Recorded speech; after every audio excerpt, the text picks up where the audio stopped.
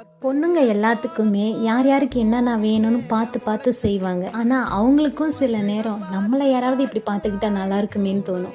காலையில் எழுந்திரிச்சதுலேருந்தே வேலை தான், இந்த வேலை முடிஞ்சால் இன்னொரு வேலை அப்படின்னு வந்துக்கிட்டே தான் இருக்கும்.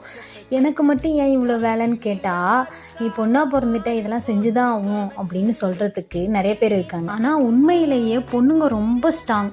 வீட்டில் எல்லாருக்கும் என்ன பிடிக்கும், யாருக்கு என்ன வேணும், எதை எப்போ செய்யணும், எல்லாமே அவங்க மண்டைக்குள்ளே ஒரு சாஃப்ட்வேர் மாதிரி ஓடிக்கிட்டே தான் இருக்கும். இப்படி ஓடுற மண்டைக்கு கொஞ்ச நேரமாவது ரெஸ்ட் கொடுக்கலான்னு படுத்தா அடுத்த நிமிஷமே தேனு என்ன பண்ணுற அப்படின்னு யாராவது ஒருத்தவங்க வந்துடுறாங்க. நாம் எப்படி இருந்தாலும் வரவங்கக்கிட்ட சிரிச்சுக்கிட்டே சமாளிக்கிறது தான் இந்த பெண்கள்கிட்ட இருக்க ஸ்பெஷல் டேலண்ட். நாமளும் எத்தனை நாளைக்கு தான் அரிசி மாவுலேயே தோசை ஊற்றுறதுன்னு டிஃப்ரெண்ட்டாக கோதுமை மாவில் தோசை ஊற்றி கொடுத்தா 3 பேர்த்தில் ஒருத்தர் சாப்பிட மாட்டேங்கிறாரு. அதுக்கும் தனியாக சமைச்சு கொடுத்துட்டு நம்ம படுக்க போனால் 10 மணி. இதே மாதிரி டெய்லி வீடியோஸ்க்கு என்னோட சேனலை ஃபாலோ பண்ணிக்கோங்க.